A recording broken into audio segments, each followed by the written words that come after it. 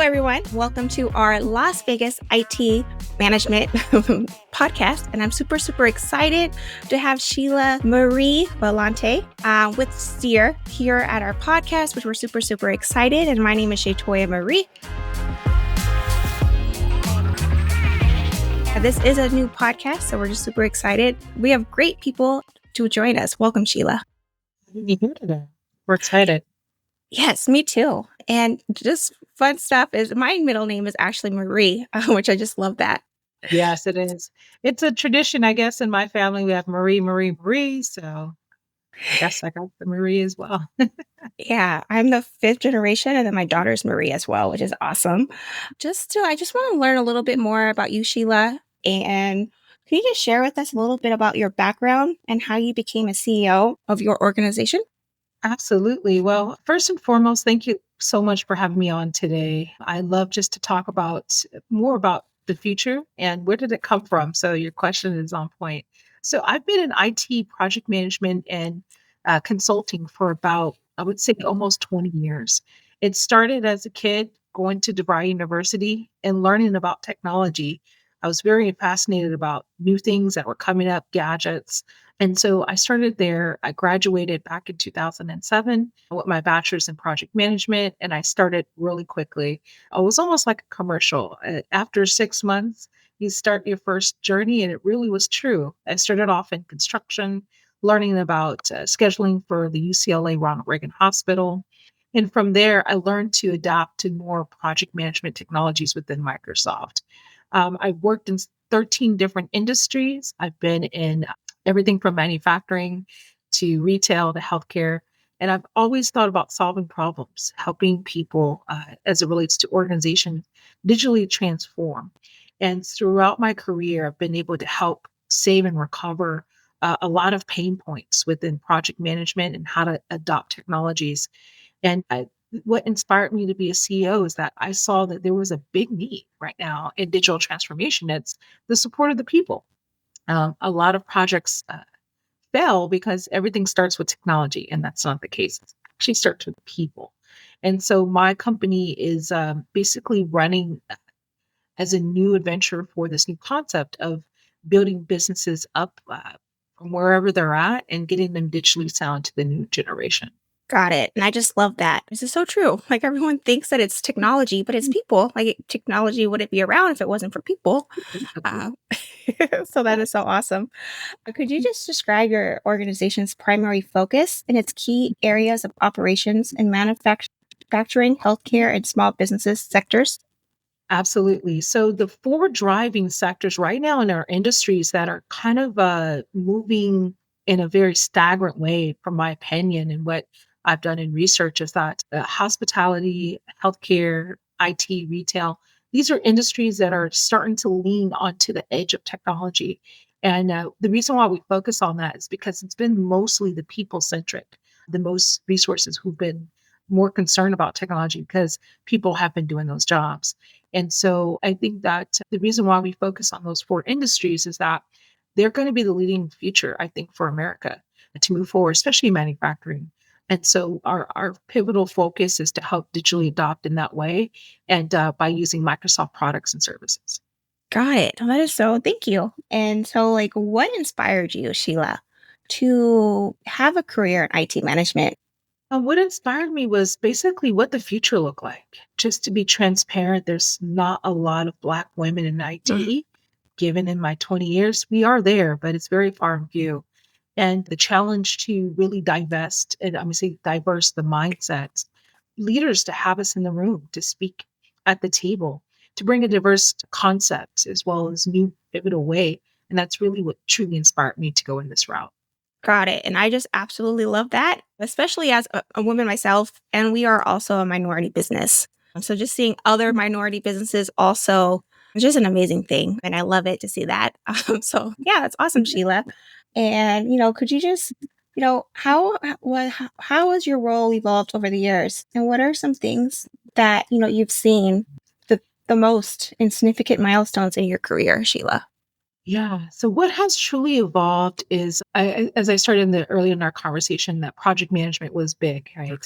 When I first started, it was embarking, like, you started to hear this buzzword about project management. And so kind of the start of it, although it's been around since the 1950s, since World War II, around that era, I believe. And so what has changed is now people are starting to speak up, I think, and vocal their opinion about IT.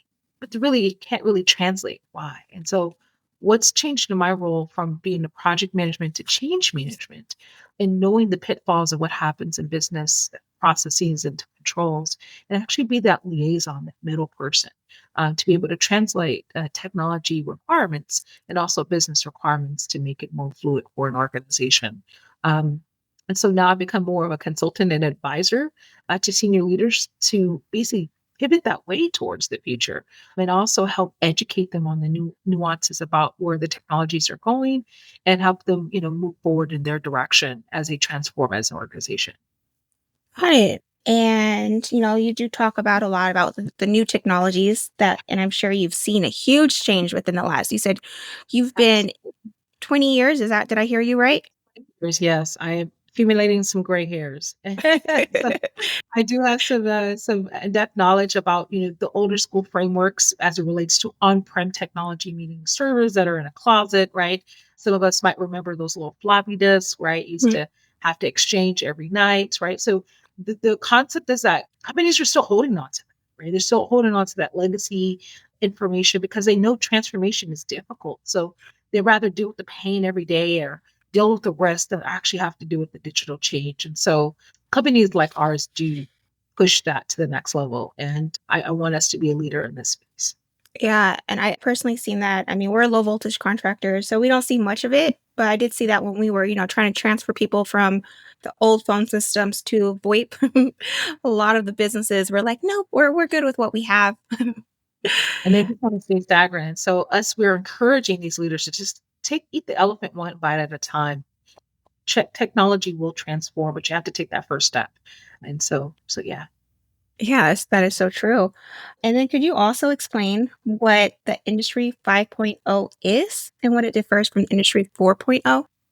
Absolutely. So I am a doctoral candidate at Capella University, and I am in my dissertation stages. And essentially, the theory of industrial 5.0 and 4.0. The differences is that the 4.0 is more of digitally adopting the hybrid of people and bots, I would say, such as IoT, which is the acronym for Internet of Things, things to help drive more sustainability and also reduce waste. So the difference between 4.0 and 5.0 is that industrial 5.0 is to basically eliminate all waste as relates to business process, people, society. And so it's a big jump right now. So we're trying to get to industry 5.0. Here in America, we're pretty behind than other countries such as Japan and Germany and at one point Ukraine.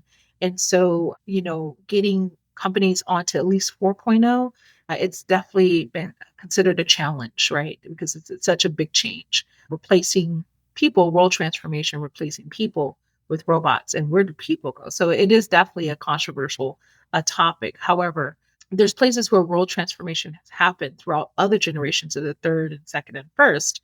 Today, we don't have switch operators anymore, right? For Mm. like AT&T, that has now transformed because technology has automated this. And so I think, with the change of Industrial 4.0 and 5.0, leaderships should have those conversations, often to figure out what their new strategy is going to be for the future. Got it. Understood. And so you're saying that most Americans, business owners, I just want to get a full understanding, are still using the 4.0. Actually, they're kinda like 3.0. Got it. They're trying to get to 4.0, right? It's difficult of where you would have a robot to do, in customer service or in Las Vegas, have a robot to actually, check in a customer or ask, to assist their customer needs. That's one, example of how a person has been replaced. However, that rep might be very close by to that bot to answer any additional questions if necessary. And that's the workplace and hybrid with robots. And that's an in lump sum industry 4.0. Got it. And so 3.0 is pretty much, and I'm just trying to get a full understanding so our audience can understand as well. 3.0 is pretty much us manually doing things. Correct. Well, it was the first, yes, it was the Got first it. industrial boom in technology, such as AOL, right? We started the new digital push of having computers instead of, sending email across the, USPS. And now we've already embarked on that. Now we're moving on to the next layer of generation of systems. And so that's the next one that we're trying to get to. Got it. And with 4.0, the last few weeks, all the IT professionals I've been talking to have been chatting about AI. Would the Yes. 4.0 be an AI to get a full understanding? Yeah, so 4.0 is the industrial age of where we're sitting in our spectrum. So there were four industrial for the last, I would say, almost 150 years when this first steamboat came out, right? And that was considered the first mass production of industrial manufacturing. Then it became 2.0, right? Which then are just automate more like the Ford process, right? Of systematically putting people together, adding in a little bit machinery. And now 3.0, where we're kind of moving into or moving out of, is more of, extending more people in order for that generation to do more work, adding a little bit of technology, but not really artificially intelligizing the process. Now 4.0 is adding more artificial intelligence, right, to what a person would be. And then 5.0 is just fully automation. Got it. Understood. Totally get that. So thank you for sharing, Sheila. And then when it comes to, and like, in what ways is the industry 5.0 influencing the healthcare industry? And what benefits does it bring to the patient care and hospital management? I think that in when we evolve to the 5.0, my theory or my viewpoint is that our systems in IT is or the data that we collect is going to be far more intelligent in order to detect cancer, probably detect certain normalities within humans, to be able to be more proactive in preventive care. I also do see surgeries and things advancing. We already had the Da Vinci, which was in the 90s, which is going to probably evolve even more to be fully automated. I think that just in healthcare general, they're always more advanced than any other industry. I would say side by side with manufacturing, but it's always advancing in medicine, looking at trends quicker than what the human eye can do. And I think that AI is going to be, I believe, a pivotal um, it's going to be an aid to a human than basically a deterrent to a human, if that makes sense. I think it's going to be better for us in the future to live longer by leveraging and using AI in the right way. Got it. And that sounds like an amazing direction that we're heading. So yeah, that's awesome. Yes, we are. It's just there's a lot of naysayers, right? Like, oh, it's going to replace us. And it's like, not really. It's going to benefit us and help us grow and foster eliminating the waste. So that's Right. most important. Right. And people will figure out where they fit in those technology. Yeah. And Michael Rada, give him credit. He is the Industrial 5.0 founder. So he is the one that coined the topic, Industry 5.0. And it's all about wasteless world. And anything that we can do to piggyback on IT or AI in general to help foster better sustainability practice for wasteless, that's going to take us better to that concept of Industry 5.0. Got it. Understood. And then when it comes to what are some of the key technologies driving Industry 5.0 and how are they being integrated into your organization? The first one is Nivea. Nivea is a chip processing manufacturing company that provides the best optimal processing to allow everything that we do from cars to computers to anything that has technology in processing. Nivea is that top layer of how we're digitally transforming today. From an application perspective, we are a Microsoft partner. We believe that Microsoft is also the pioneer champion as well of pushing businesses forward. Right? Their innovative concepts are going every day to help bring on better solutions to legacy issues, and they're also going to be a very big pivotal direction for moving us into the next generation. And lastly, I think Amazon. I think AWS is also in that space as well, and Google competitively. But those top four companies are going to help us move forward as well. Got it. And so you did mention Nivea. Could you just tell me a little bit more about what exactly is that? Yes, so they're chip manufacturers. So they help all the processing. So when your computer is moving, when you have documents or even this platform, there's a processor in the background that's basically doing things really, really, really fast. So if you up tempo that speed, this allows things to come back quicker, right? It allows things to move quicker and operating better. And so Navia has essentially pioneered that to process quicker than any other chip in the Got it. Understood. That's and then what are some of the sorry, you already asked that question. world. How do you manage the challenges associated with implementing new technologies? Mm. The challenges is at times is that to find open-minded leaders at the table to address their concerns and problems. I think that institutions, including enterprise corporations such as Google or such, to allow companies like mine to kind of challenge their next direction. The challenge in that is that sometimes leaders are uncomfortable to spend money. And the other challenge is going on to the spending money.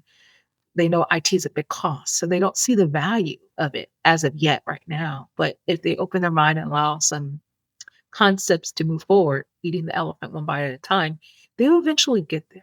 Here and at Seer, we have challenges on that as well. It's just having someone listen, right, just to see what their business problem is and how we can solve it by implementing people, process, and technology standards to really shape them up for the future. Got it. And so what are you doing to get people to understand the value of moving forward with that? Yeah, so we offer actually just 2 hour, I would say sessions, right, to understand the business problem and articulate kind of maybe a new solution for their issue, and help them provide with the roadmap. Road mapping is so essential. Organizations, big and large, sometimes they just throw technology. So, does this product work? Does this product work? And then, you know, add, after 100 products in their ecosystem, nothing works. It's because no one really has strategize, what really works for our environment. And so we help pull them out, pull them into that to help them think a little bit better, and to reduce their waste of Right. spending so much, they spend so much thinking the product is going to save the world that they really haven't did the due diligence to allow businesses to write the problem, figure out the solution, implement the solution, and then, you know, kind of, I would say, monitor the solution, right? Before going out to buy another product. And so that's what we help our clients do. Got it. And I totally understand that. As a small business myself, it's like there's so many different products and we want to try them all. But as we try them, of course, that does cost money. So I'm glad to hear that you actually sit down with your clients to help Yeah, them with that. agreed. Yeah, So thank you. that's So of we do. course. Here it's here. Yeah. No, that's awesome. Yeah. And I just love that. Just I know there are plenty of times that we've sat down with or just a small business for ourselves. Sometimes you just throw money hoping that that thing works, but it isn't always the case.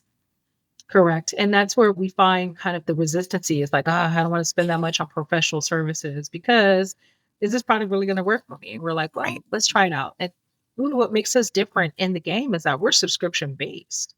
So we are not tied to what's the traditional statement of work, In your field, you'll get a kind of a request, a statement of work, it's itemized. In IT, it's been that same way, and it doesn't work at all. The challenges is that is difference between, I would say, your industry and our industry.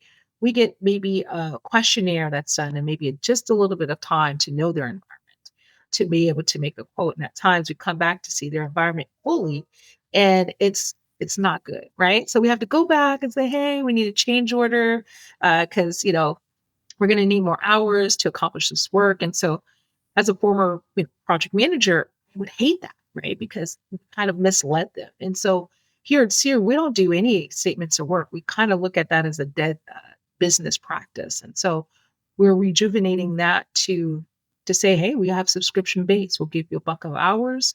It gives us more fluidity, and we're able to actually deliver according to what you're looking for without any surprises, right? And we're helping you across the way. So that's one of the differentiators that we have here at Seer than any other industry current or any other competitor today. Got it. And I absolutely love that. So just being a subscription base, so Yes. that's awesome. And then how can small For- businesses wait, Sheila, did you yeah. want to add something? Yeah. I was going to say, it's geared for small to enterprise. Right? So Got we it. have scale, right? And what that would look like. And we know that small businesses like yours, sometimes it's difficult. Like, yeah, I don't have that much, but how can I bring value and bring back ROI to you? So our subscription base is mounted at a tiered level. Got it. And then when you say a small business, is it like one employee to like Yeah, around, I would say 20 employees and up, right? 20 Because employees? if it's sometimes small businesses, they don't grow, right? They just stay stagnant and they stick to the same technologies, right? So our level's around 20 employees and above to foster those changes. That's kind of our sweet spot. Got it. Awesome. And then how can small businesses leverage the principles of Industry 5.0 to e- enhance their operations and competitiveness? They first have to be real and realize what they are in current state. They have to document it. They have to process it and write it down. That's the first thing. The second thing, get an outside consultant. Have somebody else take a look at your operations and help advise you to those next things in your roadmap. I see often that companies don't have a plan, right? They're operating well, but they don't have a plan to actually, take the risk to execute that, to do some, proof of concepts, things of that nature. So I advise institutions to get a consultant's firm, preferably within their local area, to help them drive that change. Or if not, if you can't find one, we're here for you.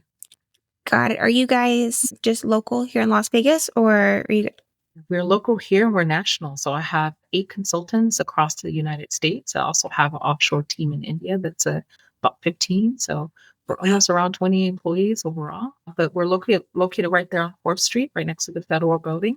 I'm there usually Monday through Thursday. So I have no problem going to anyone's location here in the Valley or in Southern California, for that matter, and to see how we can solve their issue. awesome? That is thank you for sharing. And then of course, what advice would you give a small business owners looking to adopt new technologies and stay ahead of the rapidly evolving tech landscape? Yes, get with a person that is not in your industry, that's outside in the technology sector. Build those relationships with small business senior IT firms, right? Build and grow with them and ask the questions, right? Ask the stupid questions. I know it's, some folks are like, what is AI? I've heard that a couple of times. Like, I hear this thing and I'm afraid, right? Because everyone has a concept of the buzzword. But I would say, don't be afraid.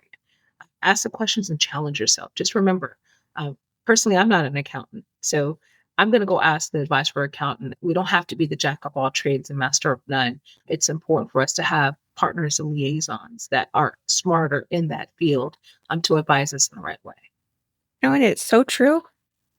Yeah, because I mean, you can't if you're a jack. I've heard it before. If you're a jack in all trades, you're an expert in none.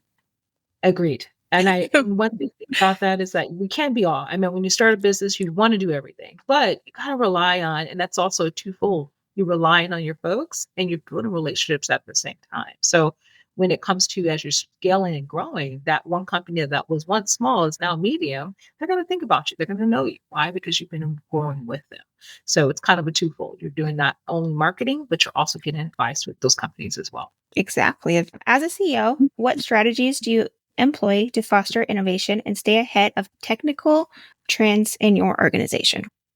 Yeah, so we foster learning within. We have an internal program called Seer Seminary. And this program, essentially, we learn new technologies and techniques. We foster innovation within our team. So, for example, we do leverage Microsoft Teams.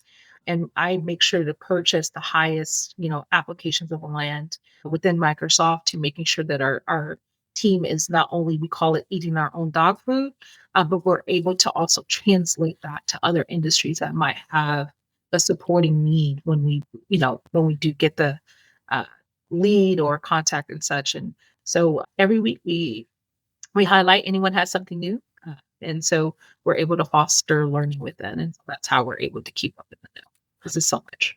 Right. No, I'm sure. I'm sure it's a lot. And I know you keep mentioning that you're a Microsoft partner. Like, what does that exactly involve? Yeah, so being the luxury of being a Microsoft partner is that we are partnered up with Microsoft to help deploy products of their product stack to their customers in various industries. We help support, as we mentioned in the beginning of the call, healthcare, financial services, IT, small business, to basically digitally adopt their Microsoft stack within those organizations. And so, going through the process of being a partner, we are modern work certified or badged in a sense, which means that Microsoft, we've proven ourselves kind of worthy to have the badge and title. And it's basically just another layer of how we're delivering excellence to our customers. Got it. And then with Microsoft, exactly what is it that you guys offer? So we offer migrations support as well as adoption and change management. Everyone knows us throughout the Microsoft partner community. Adoption and change management is basically a team helping fostering change within an organization by ProSci model. And so we help foster, adopt, and learn for the business users as they're introducing to this new technology. So our team is skilled not only in various of different industries, but we're there kind of like hand holding all the stakeholders through that digital process. And so we help technologists, basically implement better. Companies that don't use adoption, sometimes they don't have an good adoption rate, meaning everything that they put in effort kind of goes down, right? They're not Got it. getting the best influence for the business to digitally adopt and change. So that's what Seer is known for in the community. Awesome. And then how do you guys ensure that your team stays updated and skilled in the latest technology? I know you did say you have multiple locations, not just here in Las Vegas. So how do you keep your team as a whole updated with the technology? Yeah, so we also have them go get certified through Microsoft different certifications. And so as they come through, we have different skilled resources that will go to either get certified and or go through a certain training online. So which is great. And so we apply that and we make that reinvestment to our team, the meaning because we need to make sure that they have the latest and greatest across the board. Got it. Understood. Also, Sheila, thank you so much. What future trends do you guys foresee in the IT management, especially related to the 5.0 that professionals should be aware of? Yes, the latest trends is the catch-all of the risk of AI, meaning that AI is not going to solve world hungry right now. I think that in IT, they must kind of going back to looking at their ecosystem environment, making sure they can go through the journey before deploying AI within their organization. What I mean by that is that everyone's running to want AI, but their house is not in order. Their cybersecurity is not in order. Their devices are out of date. They're still running on-prem products. So I think that IT traditionally has been very desegregated, meaning they work in silos. I think that the future will just basically automate that all in one in the near future, where technologists will become experts in the exports of what AI can bring to the table. Got it. And then you did mention the security issues with AI. Could you just go a little bit further with that? Yeah. So, one great thing about artificial intelligence is that the more data that is being known, it's starting to teach itself, right? About common issues, common threats, common problems.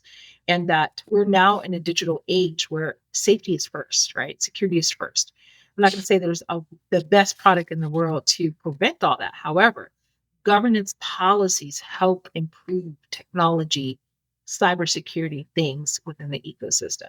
So essentially, if organizations take a step back and be real to their governance policies and the products they have in place, then they can be able to really bring their security levels um, even higher to prevent attacks and things of that nature. AI can help that and to prevent that by going to hunt these people, right, who are trying to attack them.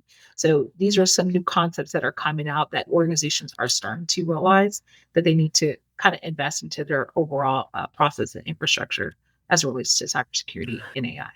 Got it. And so it's something that's coming out. Do we have a time frame of when it will actually be available?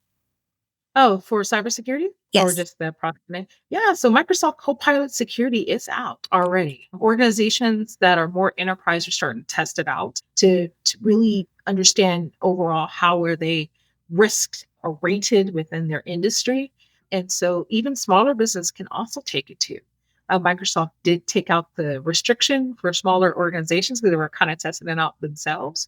But I would say it's a great investment, especially what happened with the MGM and Caesars issue, right? There was a really miscue, right? And Hmm. it's all going back to your governance policy. So organizations that are looking to figure out how do I improve my posture for cyber to allow AI to generate better for my business, definitely I would advise them to give me a call. Awesome. And so that is something that you could help assist people with. Absolutely. Yes, we Awesome. can. Great. We'll be sure to make sure we add your information so people are aware. And then how do you envision the role of IT evolving in the next 5 to 10 years within the sectors you work in? I think that automation is going to change the roles of how AI is applied today. I believe that we're going to become more of quality engineers, meaning that we're going to review the outputs of what AI gives to us as humans, as individuals, and be able to make better conscious decisions, not just only in IT, but overall in the organization across the board. Got it. Awesome. And We're definitely going to change. what'd you say, Sheila? And we're definitely going to be changing. So, as I mentioned in the earlier switchboard operator, we don't see that anymore, Yeah. right? We are evolving as a people, and IT now is evolving with us. Awesome. That's great. Is there any additional information or advice you would like to share with our listeners regarding 5.0 and its impact on various sectors? Yes, I do. I would say leaders that are in this space that are listening, I would say it's time to make some changes. Those companies that do not make the change might die overnight. Hmm. As we all have seen, companies such as Circuit City, Blockbuster, Sears, as big as they were, they did not meet with the times. And so it's important to be in the know and the new technology spend. And if not, there is a higher risk of the businesses to fall. I don't mean to be put a Debbie Downer, but that is reality. And so if you're having problems and you're not understanding why is this for me or how is this for me, we're here at Sierra. We take off that burden for you and not only educate you, but also show you the way of how to move your businesses forward. Got it. Awesome. So pretty much reach out to you guys so you guys can assist them with staying ahead of technology. Absolutely. Awesome. Absolutely. And then Absolutely. where can our listeners find more information about your work and connect with you online? Absolutely. So we do have our website at seersolution.com. We're also all over LinkedIn right now. Microsoft, we're a part of the Microsoft partners. So I believe it's microsoft.partner.com/partners. You can find us there as well. And so, yeah, if we have a call button, you can reach out to us directly, and we'll be more than happy to work with you. Okay, awesome. And I'll be sure to put that in the description. Thank you so much, Sheila, today for hanging out with me and having a conversation. I'm super excited I to learn. appreciate it. Thank you. I am so inspired by you. I want to send you more. I got so many people I can send to you because what you are doing, keep it going. Awesome. Okay. Keep going. Okay. And yeah, I would love to get you some additional folks. And I think that this is a good way forward. I love your energy. Keep it going. Awesome. Thank you so much.